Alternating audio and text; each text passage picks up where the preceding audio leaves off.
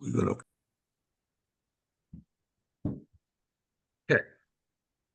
Jamie, we're having a regional meeting here in the office today, and I've got a couple of people who are signed up for the course who are going to be in my office, if that's okay. It's fine. That's fine. I can, if you Uh, want to do their well, names. I want to welcome everybody to this new program that we are initiating, and I want to thank, first of all, Don Cross. Thank you so much for making the arrangements and getting the dates and getting all of this actually squared away with on the Mississippi side of the equation. We also have folks from Louisiana Department of Corrections that are joining us as well for this course. And I really want to thank the Franciscan missionaries of Our Lady Health System for making continuing education possible for everyone who's going to participate in this 12-week training. And we'll get into the requirements around continuing education a little bit later. Today, I want to just start off by doing some introductions and some orientation around what we're trying to accomplish and give you some background, some history of hospice in Louisiana and Mississippi. A quick lesson about hospice in general. We trace hospice back to around the 12th century. During the Crusades, you might recall we had lots of fighting and battles, and accompanying the Crusades were all of these monk knights. And part of their job was when a knight was injured on the battlefield, when he was mortally wounded, the monks would move that knight out of the battlefield so that they could die in peace, some sense of peace. Perhaps it was under a tree, or they would shade their eyes from the sun so that they would have a more peaceful exit from this world. And we've sort of continued that tradition, that ancient tradition, in the person of Cicely Saunders in Great Britain during World War II. She was receiving a lot of wounded soldiers that were dealing with mortal wounds as well, and she thought it incumbent upon the country to take care of these folks, even though they couldn't cure them, even though they were dying as such. She's thought that we should be able, she was a social worker at the time, and she thought we should be able to take care of pain and the things that go along with these soldiers who were dying to keep them from such stress. So, pain management, symptom management, the psychosocial and emotional support to go through the dying process, especially spiritual support and bereavement support for the family after their soldiers died. That concept during World War II and afterwards really took hold after the war, and we started seeing the growth of these hospice centers in the UK following World War II. In order to accomplish that, she was a social worker, and it took a long. She could not get the medical community to agree with mm, her instructions around caring for the dying. So she ended up going to nursing school to try and have a bigger influence. And when she realized that doctors don't listen to nurses, she ended up going to med school and became a doctor so that she could be the one in charge. And so when she was in charge, she started putting together what she called an interdisciplinary team approach to care, which meant the physician was involved, the nurse was involved, a social worker was involved, and a spiritual guide, a chaplain was involved, as well as volunteers from the community. That model of having a place in the UK provide that sort of care came over to this country about 50 years ago. In 1974, the first hospice in the country actually opened up in Connecticut. It was 50 years ago this past year. And it was a group of volunteers. It was a group of volunteer physicians, nurses, social workers, chaplains, and volunteers who all volunteered to provide folks with an alternative to dying in hospitals. Um, our first hospice patients were all cancer patients. And cancer patients were languishing in hospitals, sort of helplessly, simply dying. And there were folks inside of the hospital that realized we can do a better job of this by bringing all of those things that we're doing in the hospital into the patient's home where they might be a lot more comfortable. At the same time that we were doing this, we saw the rise of the AIDS crisis, and hospitals were more than happy to start sending those services to patients' homes rather than having AIDS patients in those early days coming into the hospital. And so we started seeing this effort of trying to provide alternatives to dying in hospitals because of cancer and AIDS patients. This is where the idea of palliative care rises. Palliative care is simply a Latin term that means to cloak or to cover. When we can't cure something, we feel as though in medicine, we can at least mitigate the symptoms around pain and symptom management. The idea of palliative is being born out of that sense of not being able to cure it, but we should be able to take care of patients and mitigate against pain, symptom, psychosocial, spiritual issues that are arising. While we can't do anything about the disease, we can certainly do some things around that. In 1982, Ronald Reagan signed the Medicare hospice benefit that guaranteed that any Medicare patient who opted, rather than going through treatment, opted for hospice would receive this benefit as a Medicare benefit. It was actually held up for several months until the hospice community, the folks that had been doing hospice volunteering, said, you know what? Not only will we take care of patients before they die, but we will provide the families with a year of bereavement support afterwards. And at the time, David Stockman was OMB director, and he said, sold. And that's how the Medicare hospice benefit was born, not only in terms of the care that we provide patients beforehand, but also the aftercare we promise to provide surviving family members afterwards. In 1994, the Robert Wood Johnson Foundation launched a project called Death in America, where they were looking at how patients are dying in the country. And they specifically were looking at patients who died in hospital settings. And what they found, there were two things that were common in all of the research that they were doing in terms of those chart reviews of all of the deaths that were taking place in the hospital. Two things they found that stood out. One is that patients who died in the hospital usually died alone.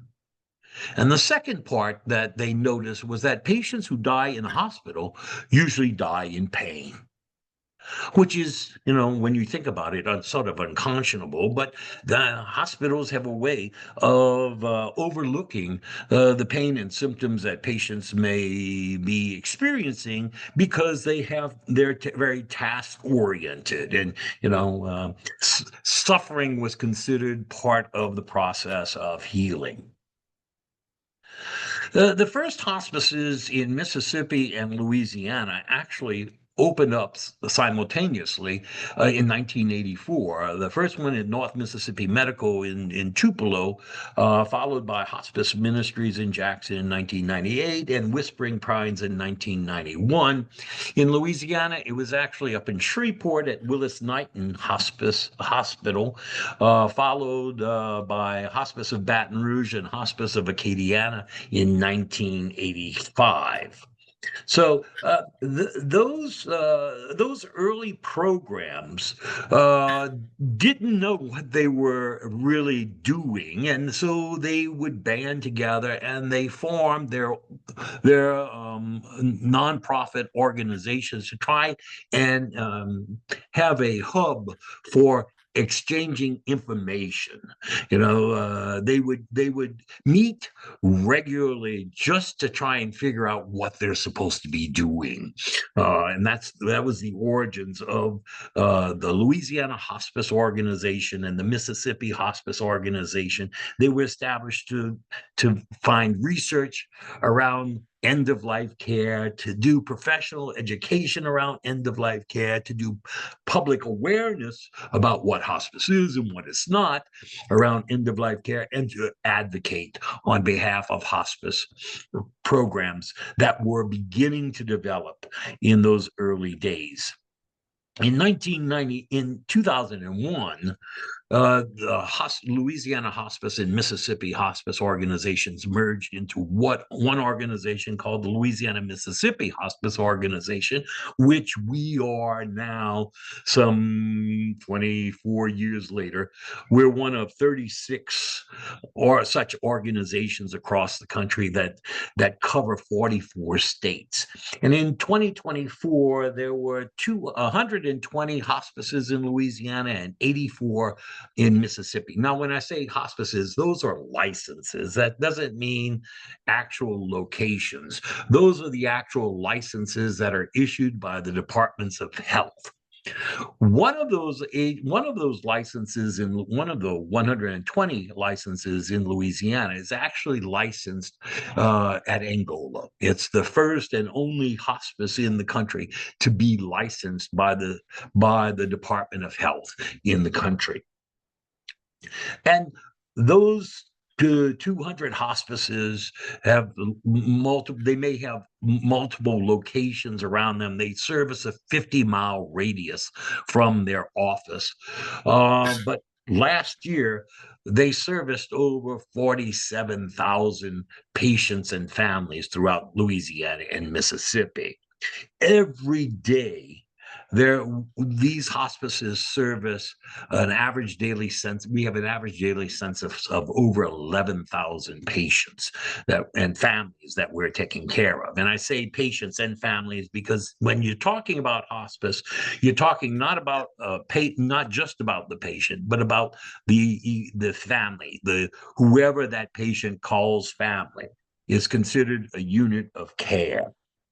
And in Louisiana, we have an average daily length of stay of 32 days, whereas in Mississippi, it's 36 days. And 65% of all of the patients last year were serviced in their homes, 66% in Mississippi, and then another quarter of them are in nursing homes. In Louisiana, 19% of patients are in Mississippi are actually in nursing homes.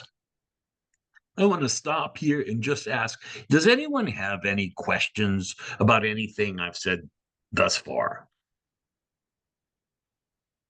And if you do, you would have to unmute yourself in order to ask that question. And feel free to unmute yourself and ask any questions that you might have along the way. I really would much prefer this to be a dialogue than a monologue in terms of where we're going to go over the coming 12 weeks. Okay, I don't hear anything, so I'm going to move on. That's an introduction to let you know that all of you who are on today's call are now members of the Louisiana Mississippi Hospice and Palliative Care Organization. You all have your own profiles. We've set up profiles for everyone who is going to be going through this course. You can go to our website at www.lmhpco.org. You can sign in to the website now using your username is your email address of record. And you currently have a temporary password of PASS1234 exclamation point. Once you get in there, then you can change your password to whatever you want and put in whatever information you want. Why is this important? Because this will give you access to a number of resources that are not on a number of resources on our website that are not public resources. They're for members only. You also, when you sign in using your username and password, you can also sign in and you will receive member rates at all of our educational programs or in the products and services that we offer. There's also, I would invite you to also go and complete the survey on leadership. And we have a task force on corrections that you can join that will give you an opportunity to meet other folks inside of corrections and that task force on corrections helps our organization understand what the needs are, the educational, the advocacy needs, the professional needs, and the research needs are for within corrections. Hospice inside of corrections in this country really, the first one actually was initiated in Boulder, Colorado in 1997. However, it was short-lived. It opened and then it closed within 2 years. Whereas the Angola Hospice, they started training in 1997 and took their first patient in January of 1998, and they are continuing through today. And we not only have Angola, but there's also Dixon, Rayburn Correctional, LCIW, and Hunt in Louisiana. And we also have a group of incarcerated individuals who are hospice volunteers at Mississippi State Penitentiary at Parchment. Currently, today, LMHPCO, the organization that I'm with, has been involved in hospice and corrections since 1998. I'll tell you a funny story, and that was that when I was first hired in 1998, the first thing my board of directors told me is, we need you to do us a favor and go to Angola and tell them to stop using that word hospice because they're doing something there, and nothing good can come out of Angola. And so I made an appointment with Warden Kane to come and see what was going on. And when he showed me what they were doing, I immediately realized that what they were doing was something very, very special and something that I wish we could imitate in the free world. I got the board of directors to agree to meet at Angola the following month to see it for themselves. And once they saw what was happening, they too realized this is something special that needs to be not only developed but encouraged. And so, as a result of that, when hospice inside corrections is afforded a special tribute, and that is that we do not charge fees for your annual. Hospice inside of corrections don't pay annual membership fees to our organization, and we often look for scholarships and other grants to help pay for some of the continuing education that we provide within corrections, such as today through the Franciscan missionaries. So we're very appreciative for the grant that they have provided to us. We currently know about 80 hospice programs across the country that have some sort of end-of-life care 80 prisons that offer hospice or end-of-life care services. About half of them say they use the Angola model. And that Angola model means that the inmate population is trained to be part of the hospice team in those facilities, and those tend to be the programs with longevity. Now we'll be talking a little bit more about that in just a few minutes. So when you go to Angola, these are the sorts of scenes that you will be seeing where the inmate volunteers, hospice volunteers, are the ones who are doing the day in and day out care of patients, where they're changing sheets, they're moving patients from point A to point B, they're bathing patients, they're feeding patients, they're sitting with patients. Their goal, our goal is that no patient should die alone, and they should not die in pain or with symptoms, or they should be supported through this entire process, just as the origins of hospice dictated with Cicely Saunders back at St. Christopher's Hospice in UK. So, why do we need hospice inside of corrections? Well, that's the question that we're going to be asking today. First, Warden Kane, who started this whole project in Louisiana, now Commissioner Kane in Mississippi, his first response is why? Because people can change. And hospice is one of those vehicles for allowing change to take place inside of corrections. It's really important.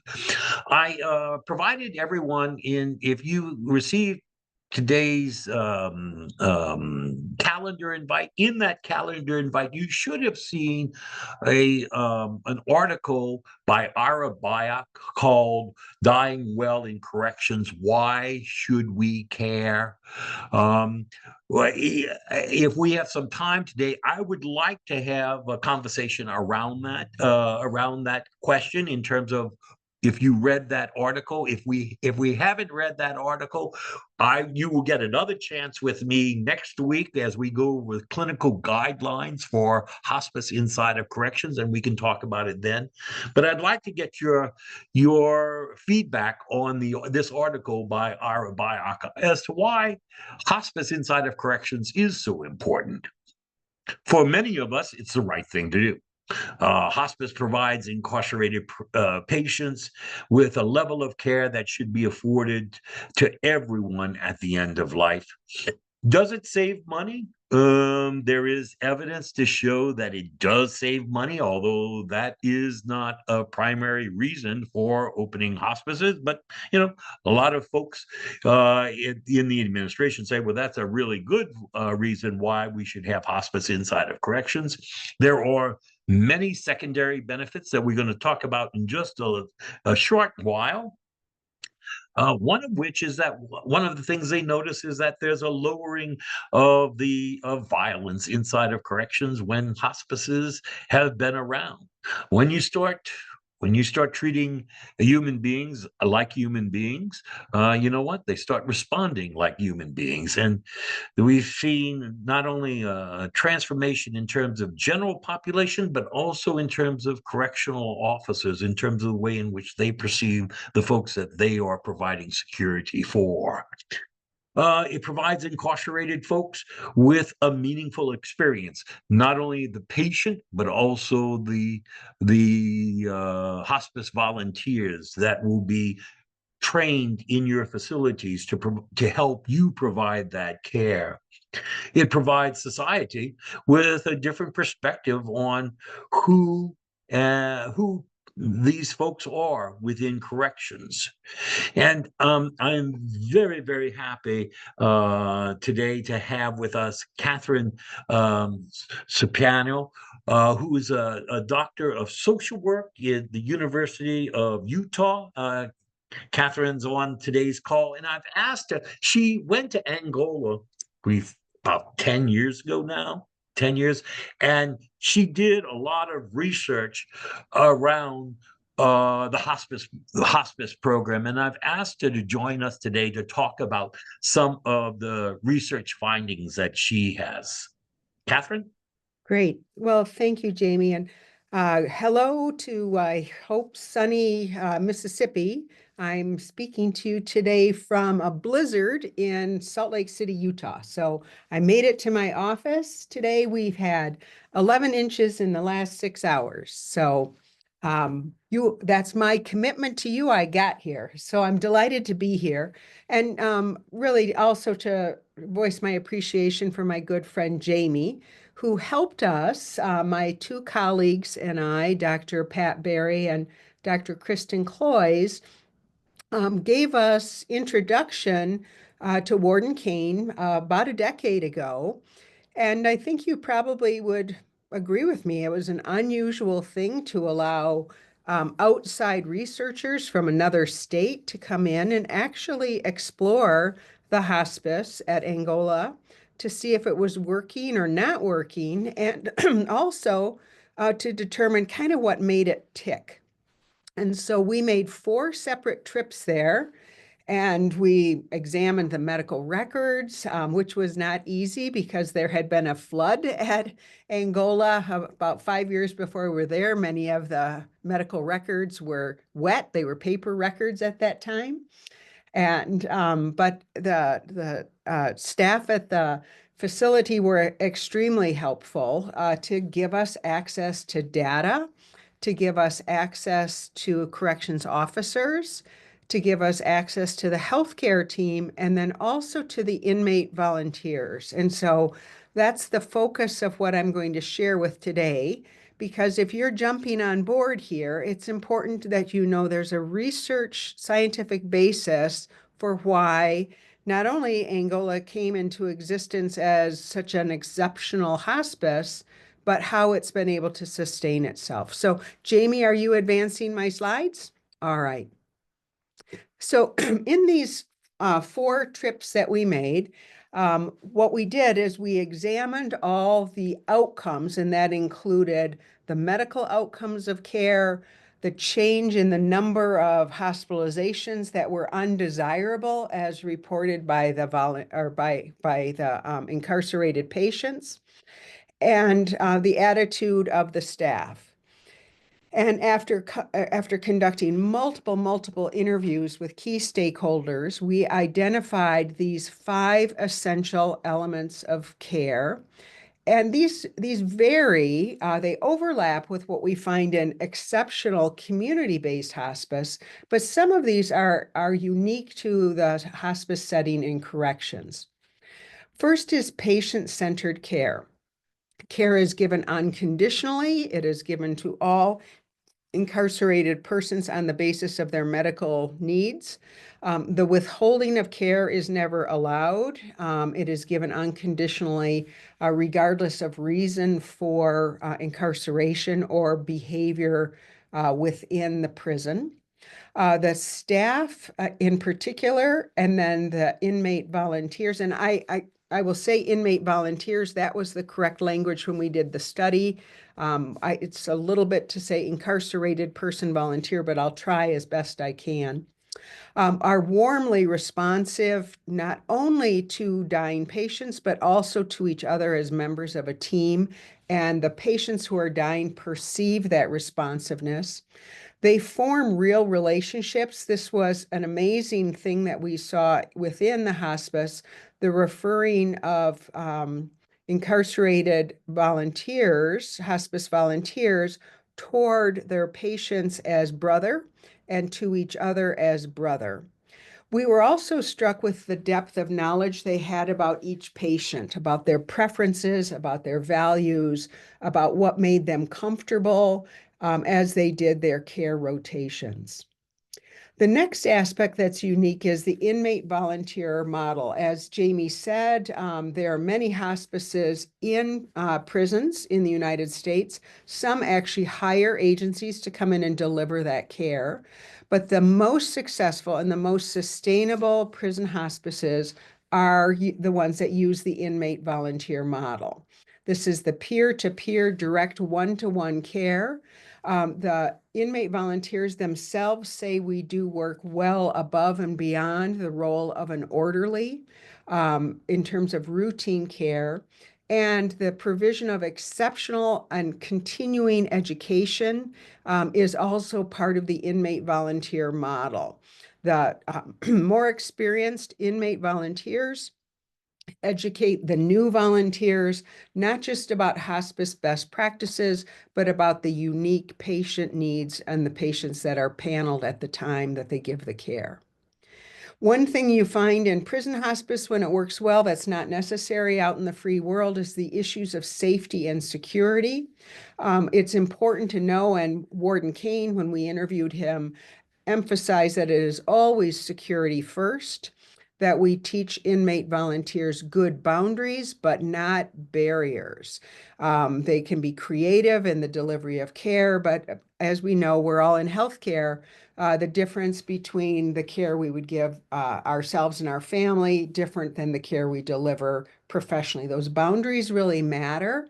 They're porous in that most of the inmate volunteers have a much deeper knowledge of the patients they're caring for than even their families would at the time of incarceration.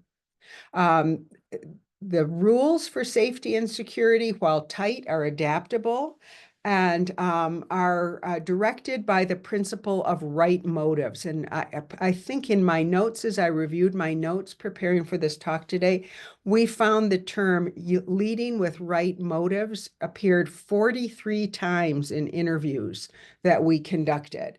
People would say, as I'm making a decision about what to do in this situation, I will first ask myself, what are the right motives? The fourth element is shared values, that particularly among the nursing and social work and chaplaincy personnel and the inmate volunteers, there is an agreed on set of values to reduce suffering, to be empathic, to offer compassion, to use principled action to create a sense of community, and to convey deep dignity and respect to the dying and to your co-caregivers. Jamie mentioned before, one thing that's unique in hospice and palliative care around the world is the principle of interdisciplinary practice, that the team is the care delivery unit, that the social worker, the chaplain, the nurse, the corrections officer, the leadership, as well as the inmate volunteers are all members of this team. And all the stakeholders in this story are dependent on each other. They trust each other and they have a deep sense of teamwork. The volunteers themselves, the inmate volunteers, are also their own team, and they do a lot of peer support, peer guidance, and peer grief support, which I'll talk about a little bit more, just among themselves in a fellowship that's unique and confined to within the inmate volunteer group. So those are the 5 keys to success. Next slide, please. When we did an exploration of the actual benefits, and this is just unique to the Angola model, or I call it what Jamie calls it, the Angola model, because you all had it first. The benefits are, number one, lower cost for high cost care. Now, we know that not every person who is dying has high cost care, and this is our situation in Utah, so I can tell you this is very true. We do not have a prison hospice in Utah right now, and we are starting one this month. But when an incarcerated person is sick in our state, they are rushed to University Hospital. Sometimes they go by ambulance. Sometimes they go by helicopter. If they go into an ICU, of course, that's very expensive care. And it's state law in Utah that any incarcerated person who makes a healthcare visit in the state of Utah is accompanied by 2 guards, not 1 guard, but 2 guards. So transporting and caring for incarcerated persons in a very expensive tertiary care hospital Very, very expensive. And of course, if patients are acutely ill and that's the care that's best for them and that's the care they need and want, of course, that's their right.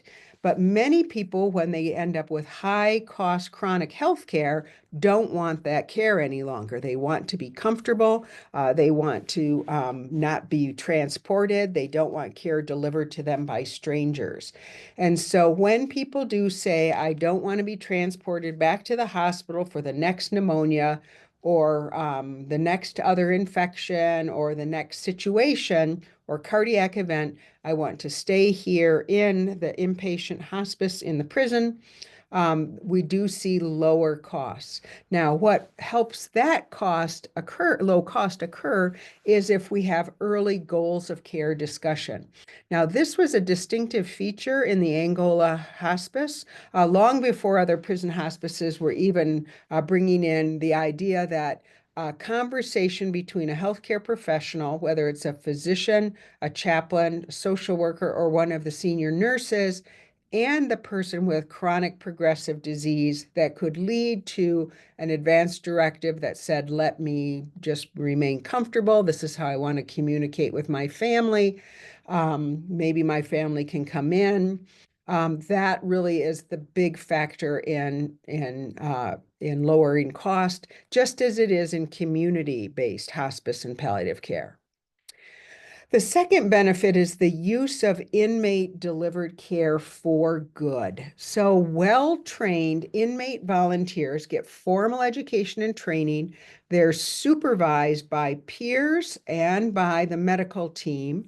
They get guidance, as I said before, from the more experienced inmates and guidance from the correctional staff about what is most secure practice as well. These multiple layers of mentorship and stewardship are seen by both the volunteers and the prison staff as integral, not just to sustainability, but to high quality. This is, I guess the best way to say this is everybody is on the same page here, saying that right motives are that we have the lowest possible level of suffering in our very, very ill and dying inmates. Okay, Jamie? Other benefits, and Jamie alluded to this one, and I think this is really important. And I know you know prisons a lot better than I do. At the moment, I have a research study going on in the Utah State Penitentiary where we're training people to do grief support groups, which is one of my models of care. But one of the things that we heard in our interviews time and time again when we were out at Angola was the transformative uh, nature of this experience for the inmate volunteers as well as for the people who are dying. I'll just mention the dying inmate first. The dying inmate prior to the inception of the prison hospice at Angola, many, many inmates, as they got ill or aged, were terrified about dying alone, dying abandoned, screaming in pain, and not being able to have any help or support. But once the hospice program at Angola was established and the incarcerated people and the staff came to believe it, then they said that the people who were dying would say, I have faith that I will be taken care of. I'm at a place of peace because I'll be taken care of by my own brothers. I think, Jamie can probably speak to this much more than I can, that to us, one of the surprises was the number of inmates, incarcerated people who were dying at Angola who elected to be buried on grounds, even if they had a family that would take care of their body and have them buried in the free world.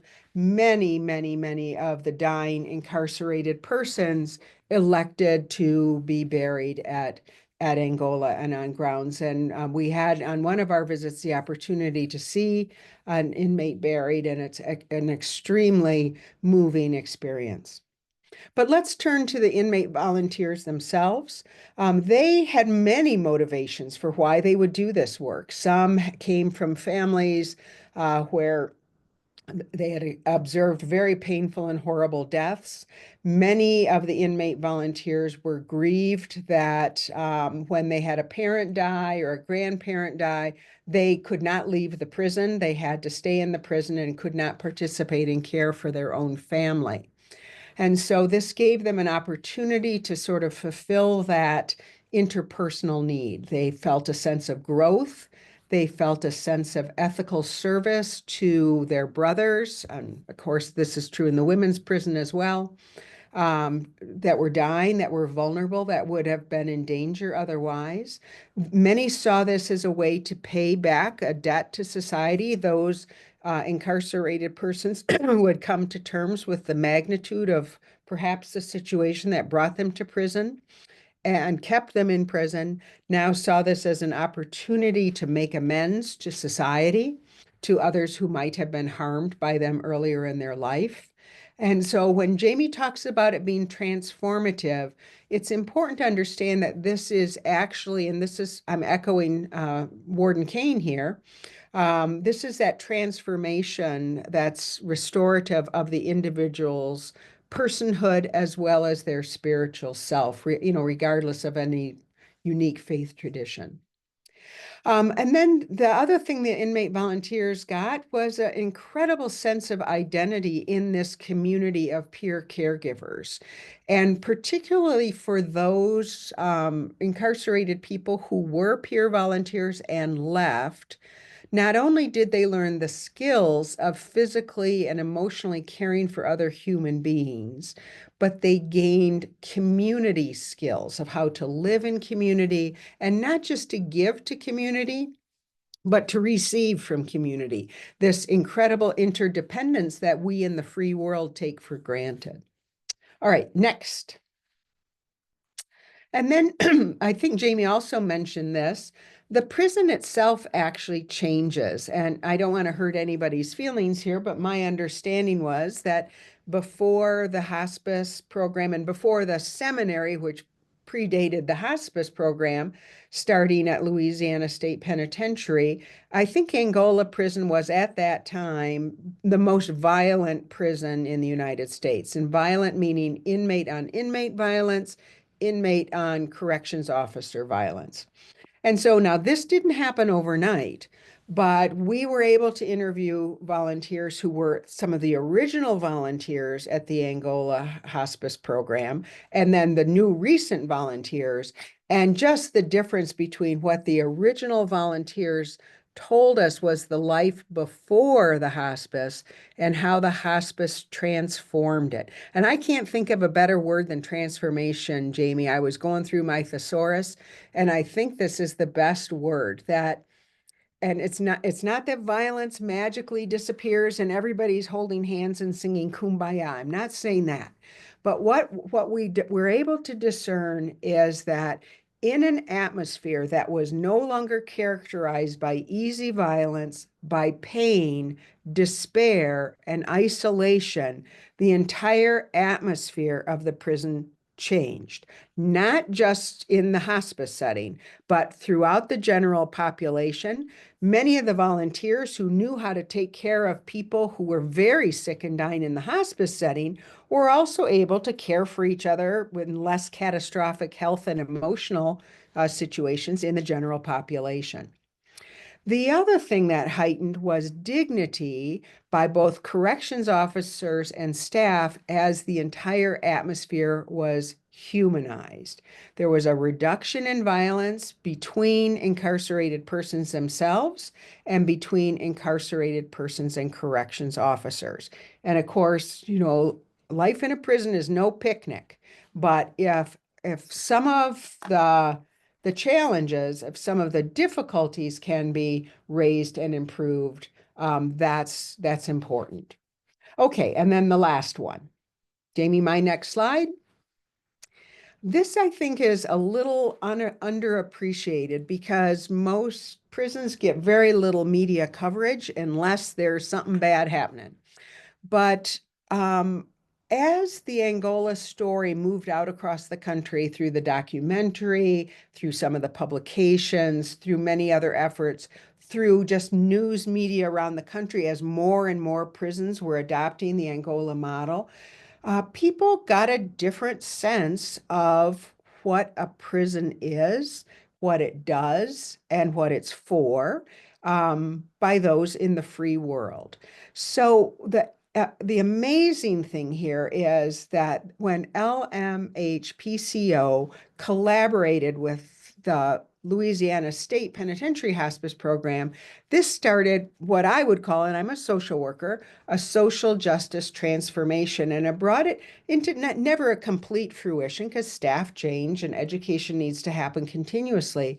But shared goals and advocacies began to happen within the walls that then went out into the free world as people could understand that the work of rehabilitating incarcerated people, the work of correcting the behavior of incarcerated people, the work of caring for dying incarcerated people with dignity is a lesson that people in the free world, and perhaps now more than ever, need to learn. So I think several decades ago, Hubert Humphrey, when he was vice president of the United States, made a comment that you can judge a civilization by how they take care of their children, their old, their mentally ill, and their prisoners.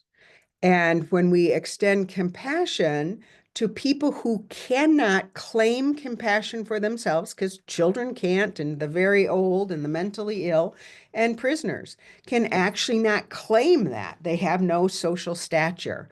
But the measure of a society is how we care for those people who have a vulnerability of rights.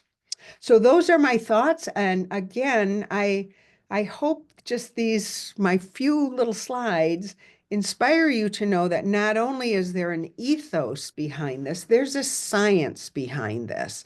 And I'm grateful to Louisiana State Penitentiary, to Warden Kane, now Commissioner Kane, I guess, for giving us the opportunity to come in as outsiders and explore and investigate and listen. And now the privilege of amplifying all that's good in this prison model. So thank you, Jamie. And thank you, Catherine, for the work that you all did and continue to do in terms of moving this effort forward throughout the country. I really appreciate you being here in spite of the blizzard you're going through right now. I'm Part going to of go that back out. I want you to know part of that blizzard came over this way and produced tornadoes, and Yeah, we had sorry about that.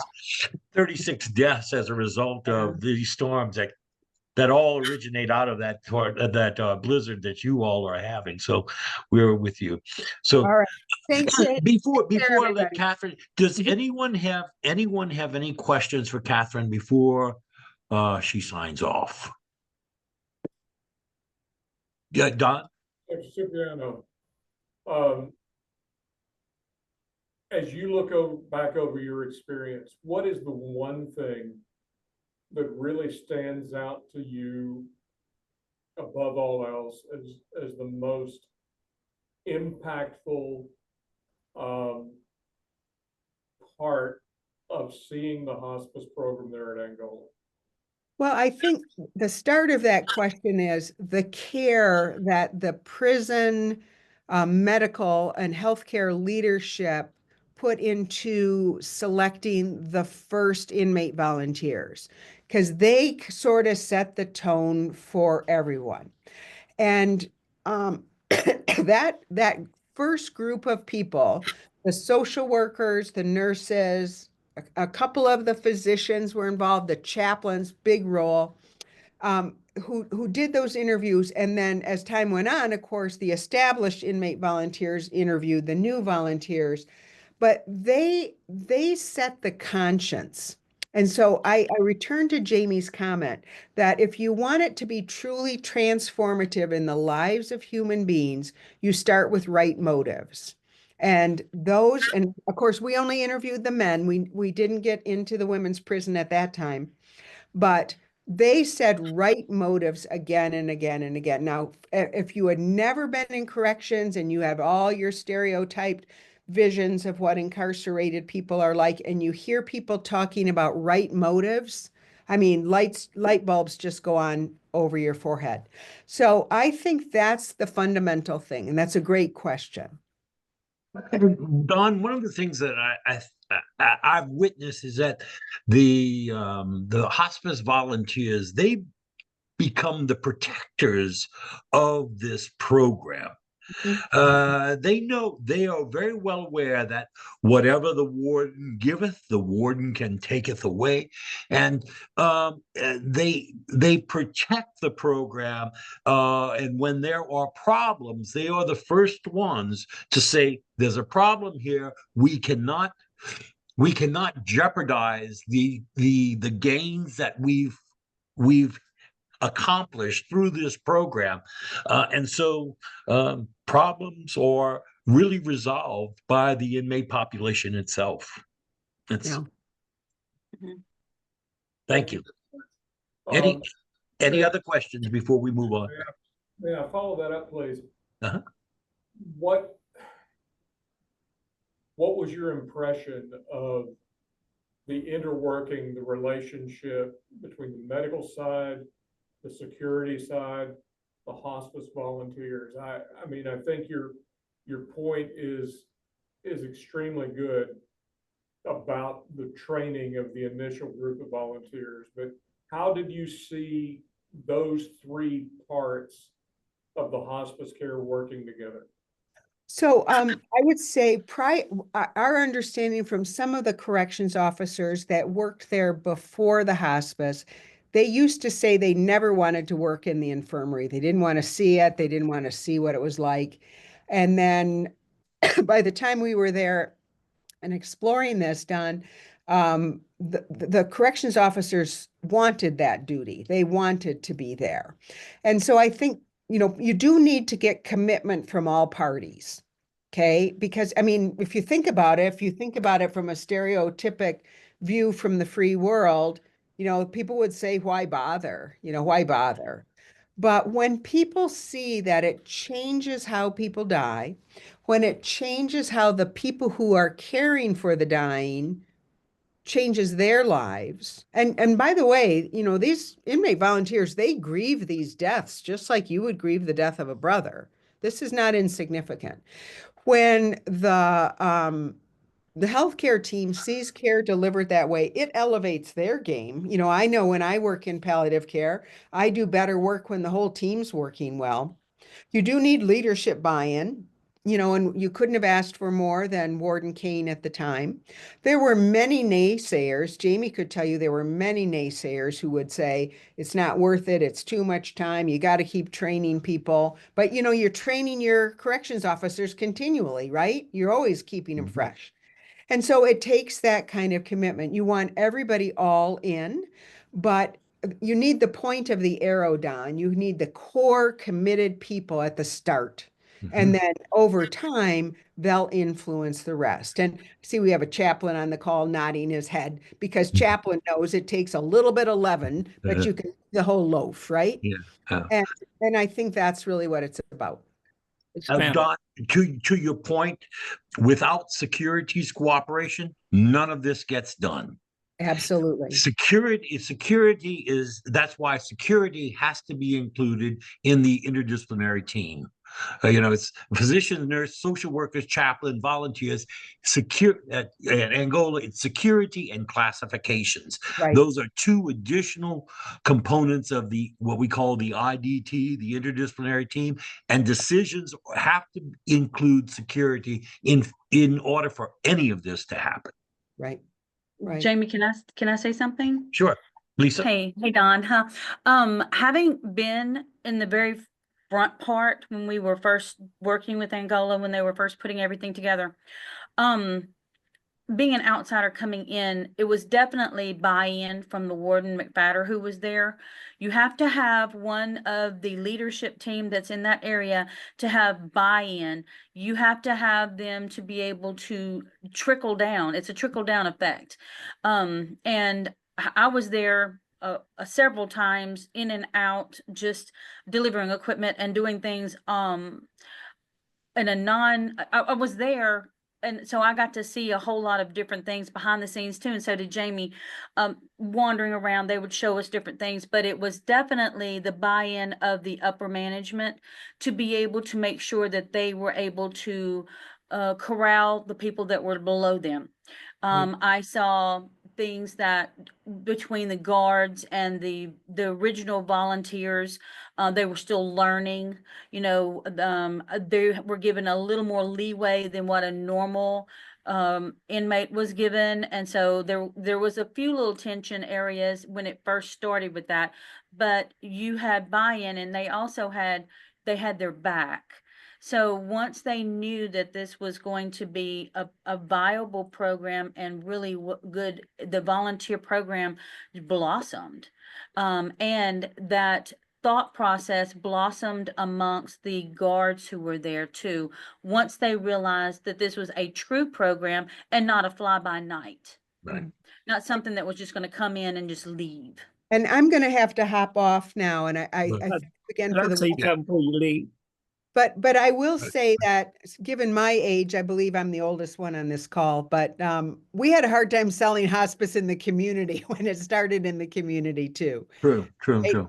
It's always harder to sell compassion than it is to sell the status quo. So anyway, I wish you all the best.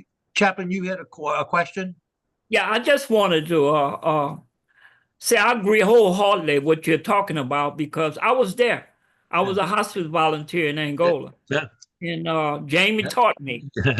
Well, Jamie taught me. you And taught me. First of all, the you taught whole- me. yeah, okay. Well, All the right, whole thing depended upon, it all depended upon security buying into Right, it right. and saying, hey, we want this to work. And that's how it became successful. And we're trying to implement the same thing that Angola was doing here. And this is what I want the security to understand. We're not going to be successful unless you buy into it and you assist me in bringing it about. Right. Thank you. Yeah. Listen, I want to keep us on time. We have about 3 minutes, and I just want to finish up today because I do not want to go over time. I know your time is precious.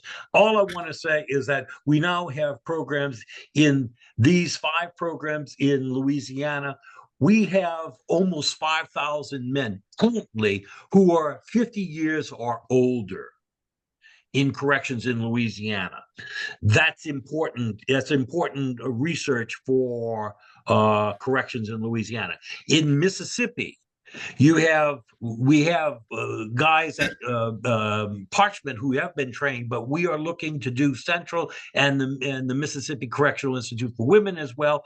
And according to the Mississippi data, you have at least almost 1,000 people over the age of 50 currently incarcerated. These are the folks that you're going to be caring for over the coming, over the immediate future.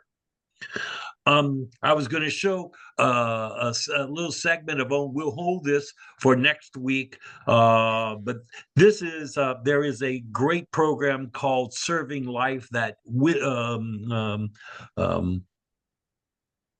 Oprah Winfrey produced several years ago about the hospice at Angola. We are going to talk about a possible showing one evening of this in the privacy of your own home. We'll get that. Let me see one more time. What's going on with it? I don't want to do that. I don't want to do that. Oh, I don't want. I'm sorry. And we're going to stop that and go on. We'll bring it back. Now, how can I do this? Why isn't that? It's not going to let me. I need to advance it. Okay, let me go. Oh, please. Okay, sorry about this. Technology is not all it's cracked up to be. Let's go back. Where's my slides? I can't get to the slide now. So don't forget. By the way, Chaplain, This is when it all takes over. But let's see. Let me do it this way. Get my slides up. one more time. Yes. I just want to show you in terms of our schedule for the coming 12 weeks. Let me share it again. This is our schedule for the coming 12 weeks. No. Why can't I show this? I have.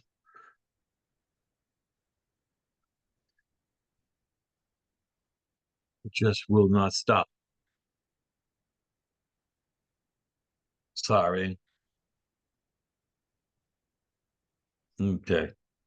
Anyway, we have a schedule to follow, a 12-week schedule.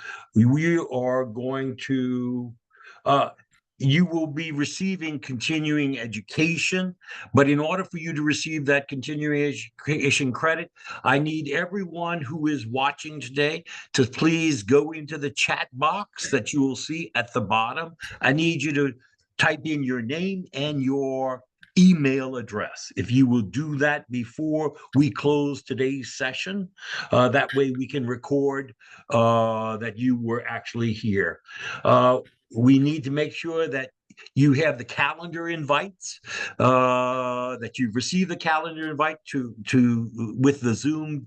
You will notice in each calendar invite there are handouts that we will be using at that during that particular session. I need you to sign in right now in the chat box in order to get a question, in order to get credit. You must attend the entire session in order to receive the credit. I am recording all of these sessions. However, you cannot watch the recording and get credit. The requirements for us is that it has to be a live presentation where we give credit. So we will be making the recordings available so that anyone can watch this and learn from it, but you can't receive credit by watching this. And then finally, I want to show you over the coming 12 weeks, there's a faculty of us. It's not just me that's doing this, but you met Lisa Sigsworth. She's in Texas, and she has agreed to join us. She's going to be joining with Marquetta Lipford. I don't know if Marquetta's on today's call. She's doing a program. I'm here, Jamie. I'm here. Oh, Marquetta is there. Good. Marquetta is our education director for LMHPCO, and she will be handling what we call LNEC, end of life LNEC. Nursing education. Nursing education. That will be providing a lot of the palliative bones of this training. She and Lisa will be working on that. We also, I want to thank Catherine for being with us today and giving us that unique perspective of their research. And then in the last session, Ann Walker, I don't know if Ann's with us today, but Ann Walker will be going through the state minimum standards so that you know what the community standards are for the deliverance of hospice in the free world. Our goal is to make sure that those standards match the free world and exceed free world standards. I do want to point out one other thing, and that is that we will be skipping May 27th. I think that's a holiday for inside of corrections, right, Don? And so we're moving that final session from May 27th. It's going to be June the 3rd. It's not going to be, and we've already made that. It's on. You have a calendar invite for the June, but it's not May 27th because we moved that because of the state holiday. Or any questions at this point from anybody on today's call? Any questions you have? Well, I want to thank everybody. I apologize for going 4 minutes over time. Most of these sessions will go for 1 hour. There are some that will go for 90 minutes, but you see those are on here. I'm taking all of these slides, I'm putting them into a PDF, and I will put this in next week's calendar invite so that you have these notes as well as these dates. Any other questions before we sign off for today?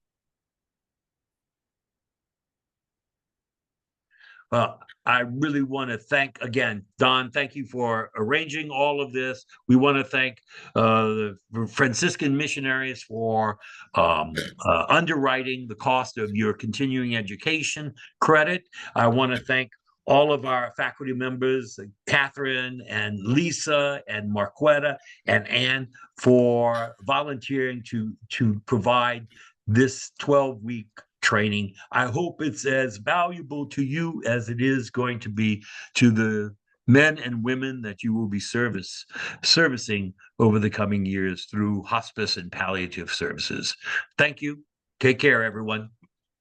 Thank you. See you next week. Same time, same station.